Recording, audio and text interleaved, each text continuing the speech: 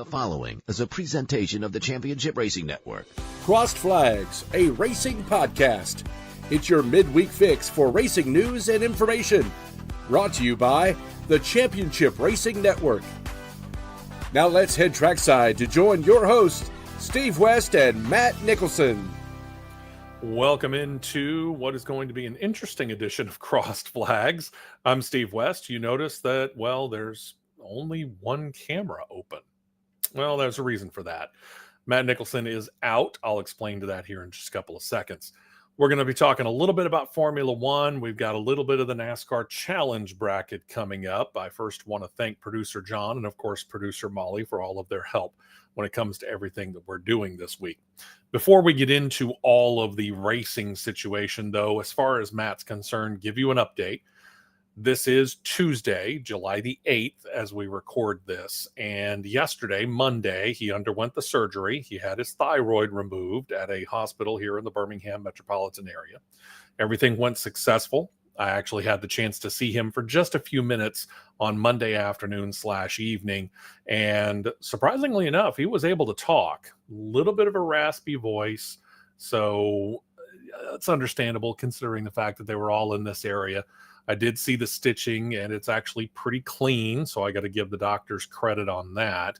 But yeah, he's got a voice. It's not 100%, but it's there. And he was still trying to come out of the anesthesia, so he wasn't 100% there. But he is on the rebound. Earlier today, he and his wife got to the house, so he is now resting comfortably.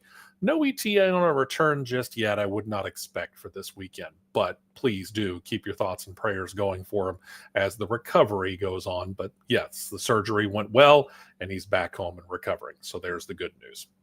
All right, let's talk some racing stuff, and let's start with NASCAR, and let's start with that challenge bracket. We don't talk about this much on the big show on Saturdays, and there's a reason why. We've talked about it in this way. It's a gimmick. And we admit it, fully admit it, kind of a fun one, don't get us wrong. Chance of winning $1 million, something pretty cool about that. But it's not really the biggest news to us. There's certainly much bigger news, and we save that for the weekends. So we get to this challenge bracket here, and we're now 2 full in. And what we're left here with is 8. So we got 2 more rounds after this coming weekend, 3 more rounds in all. So we're going to eliminate 4 more this weekend, get down to the final 4, to borrow the NCAA tournament phrase, and then get down to the championship 2. And when you think about it, that's what we really like in this country. We like to just be able to pare it down and get into one versus the other, and that's it. But if there's something that we seemingly like about the NCAA tournament, the basketball tournament, is that we like a Cinderella, at least up to a certain point, right? And then all of a sudden we stop and we think, do I really want this Cinderella upstart team to win it all? We love when we hear of an occasional 16 seed beating a 1 seed, or in this case, a 32 seed being a 1 seed, right? We saw that in the season, in this challenge opener in Atlanta. The 1 seed was Denny Hamlin. Denny Hamlin didn't make it out of there alive in Atlanta, and here comes the 32 seed, and his name is Ty Dillon. Well, guess what? Ty Dillon survived another one. And he's not the only Cinderella out there. In fact, if we look at this final, or as they love to call it in the NCAA tournament, the Elite 8, we come to see that there's a few, more than just a few, upset kind of guys that are in this particular area here. Ty Dillon's just one of them. We'll let John put the final 8 up there on the board here, and then that way you can see. Alex Bowman might be the favorite now. And I use that term loosely because we've seen a lot of upsets. Look down at the bottom there, you see John Hunter Nemechek and Eric Jones. Neither one of them is a top 10 seed. Over on the right side, Ryan Preece versus Tyler Reddick. Look at the seeding there. And then down at the bottom, finally another top 10 seed in Ty Gibbs, barely, taking on Zane Smith. This is full, and I mean chock full, of Cinderella stories, including the lowest seed in the entire tournament. I don't know how to call it. I wouldn't even begin to tell you. But if NASCAR, you can blame them or you can credit them. There's two different ways to look at this. NASCAR's way of doing this was, and this isn't a bad way, obviously, they used a few races to get some points and everything set up. And then they, based upon their performance, and of course the two winners that were eligible for it in Denny Hamlin and Chase Briscoe, they got the 1 and the 2 seeds.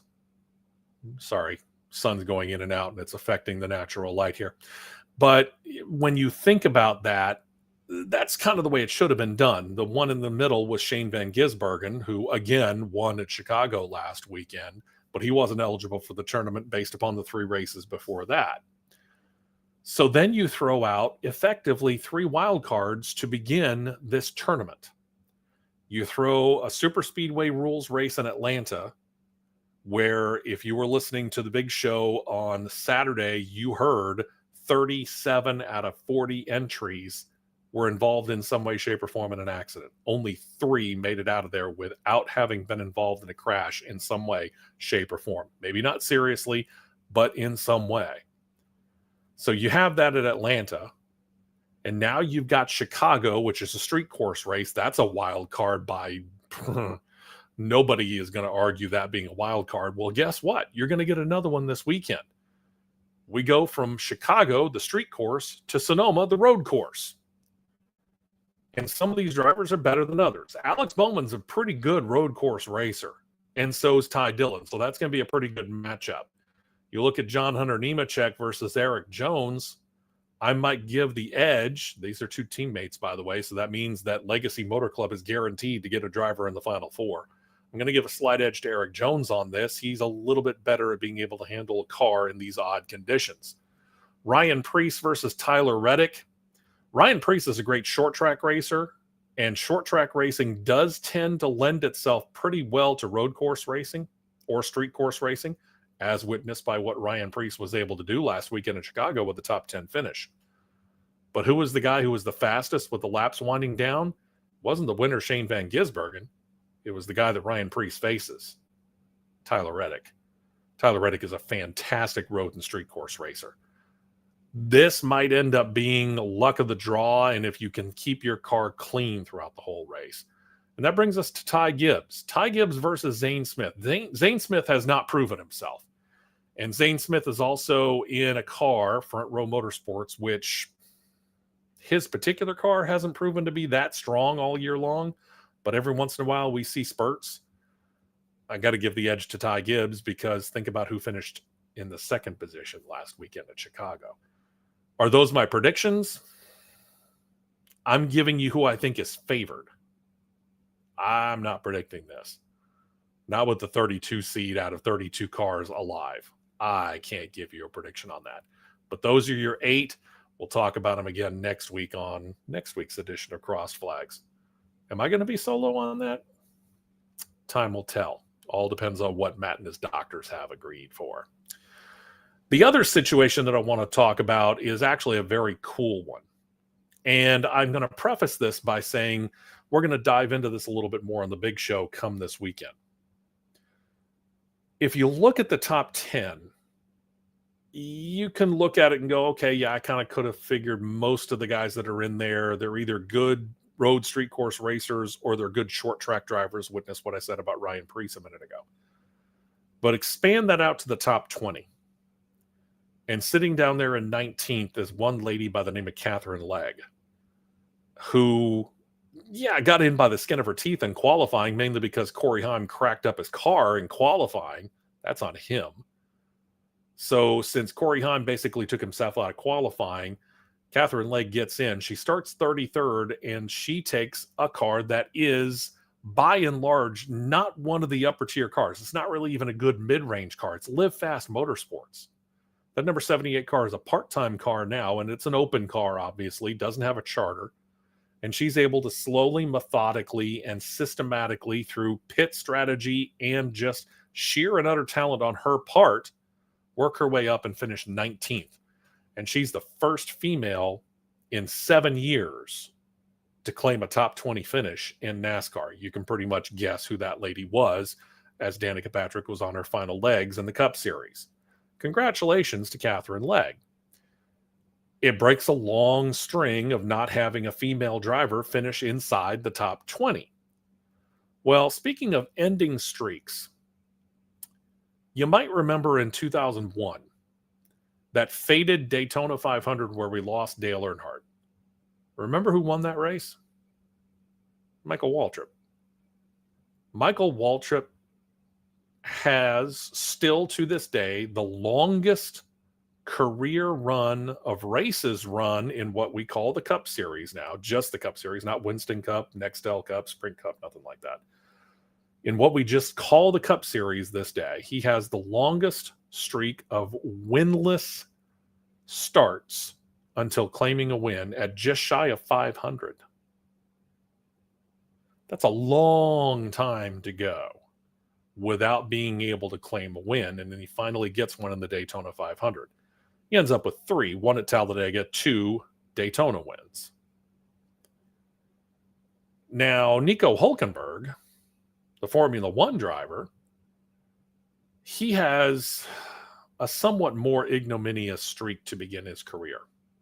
And he holds the Formula One record for number of starts in Formula One without claiming a podium finish. Now, what does that mean? What is a podium finish? It's top 3. He didn't even have to win. He just needed to finish top 3. Longest streak to begin his career without claiming a top 3 podium finish at just shy of 250, as you can see right there. And he far outstrips second place. That's the all-time list right there. There's a lot of drivers out there who have gone all their career without claiming a win. Nico Hülkenberg has no shame in that. Nico Hülkenberg really has no shame in this either. Because if you think about the team that he did this with, this is that Steak Kick Sauber organization that's about to turn into the Audi organization beginning next year.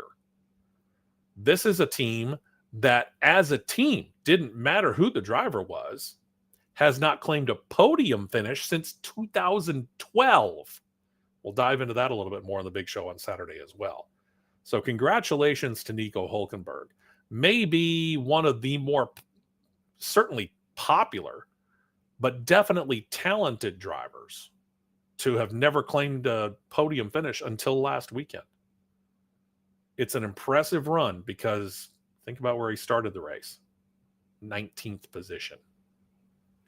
19th. And he was just able to work his way up through the crowd and through the field and suddenly finds himself in 3rd. That's F1 the movie stuff right there. If you haven't seen F1 the movie, it is fun. It's enjoyable. Stretches the lines of credulity a little bit because when you stop and think about what they do in the movie, and I'm not going to spoil it for you if you haven't seen it or planning to, but let's just say that the storyline that they came up with, never going to happen, not with 9 races. But Sauber doing a fantastic job of working with what they've got and with their talented driver. His teammate's rookie, Gabriel Bortoleto. Gabriel Bortoleto the week before was just able to squeak inside the top 10 and claim his first F1 championship points.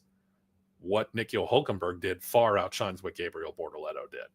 Congratulations to Nico. Congratulations to Gabriel. Congratulations to the Sauber team, which is about to become Audi. Audi's got to be pretty happy with what they're seeing right now, knowing that they've got a talented young driver and they've got a really talented veteran driver who's come in and proven that he can actually wield their race car. And if they give him a little bit better and a little bit better and a little bit better, who knows? Maybe, just maybe, they can claim a win. I'm not going to say it's going to happen by the end of the year. I'm not going to say it won't. A couple of things luck-wise might occur in there, and suddenly Sauber could find themselves in victory lane, but that's a bigger stretch to me. But Nico Hulkenberg is a talented driver. Gabriel Bortoleto is young, but he's showing some really, really good signs when it comes to that car, in a car that really suddenly has become a mid-marker car.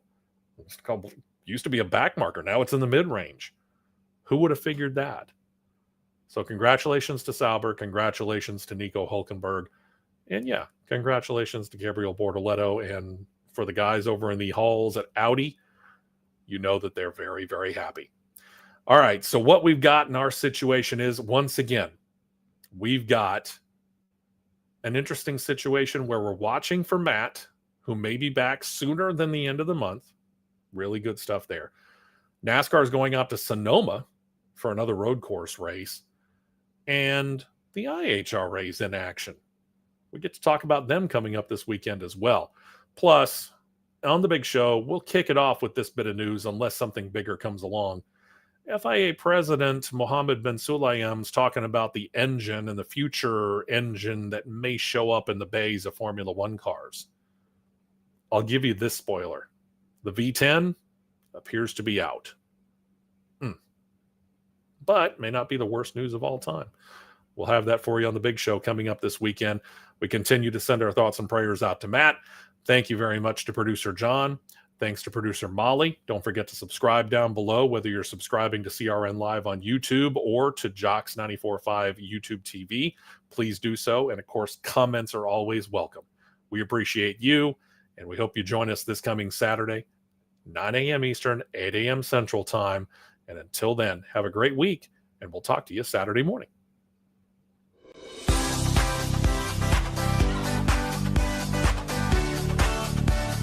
You've been listening to Crossed Flags, a racing podcast. For more content like this, subscribe to CRN Live on YouTube, and you'll be set to catch the 2-hour live show every Saturday morning at 9 Eastern, 8 Central.